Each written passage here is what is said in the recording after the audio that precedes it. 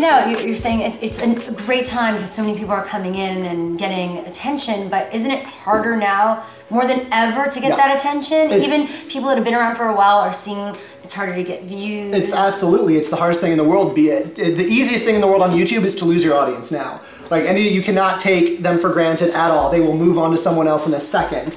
So it's very hard to, always be engaging and making the best content and looking and seeing, how your video did and what parts of it they liked and what parts they didn't like. But I really think that the definition of success on YouTube is changing because so many people, there's 30,000 people in the partner program now on YouTube, and there's, over 1,000 people, I think, that have 100,000 subscribers or something. Wow. So it's one of those things where if you can get, consistent views, not in the millions, but in the, tens of thousands, you can make a living off of that if you're releasing, 2 videos a week. So I think that niche communities on YouTube are really where it's at. It's awesome to, have the Hollywood money backing and have, really high production and everything.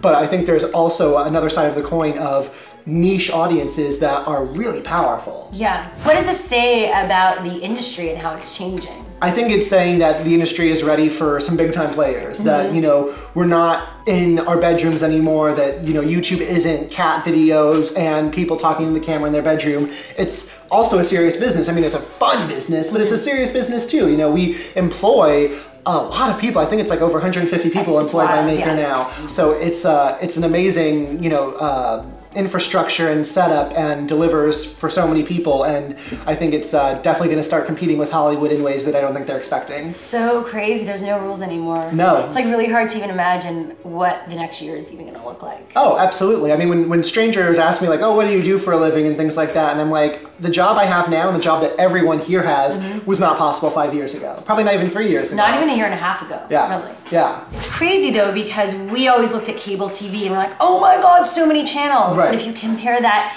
30,000 YouTube partners, well, maybe how many are 1,000 have 100 subscribers or so. Those are real networks. They're channels in itself. But it's like, you can't necessarily know everything that's out there. Right. It's wild. That's why curation, I think, is so important now, because there's so much out there and it's so hard to find new talent that if you're a good curator, I feel like you're going to be a big influencer. We're curators. I know, we're good at that. Because we're like the two people, like you interview people, you talk about YouTube news, like we try to do that on Partners Project, kind of curate and tell the stories of the community. So you might know a lot of the YouTubers we interview and you might not. Right, and exactly. You gain awareness and you will go and subscribe. Right, and it only helps you if you're opening new people to YouTubers they didn't know, then they know to go to you for what's important. Exactly.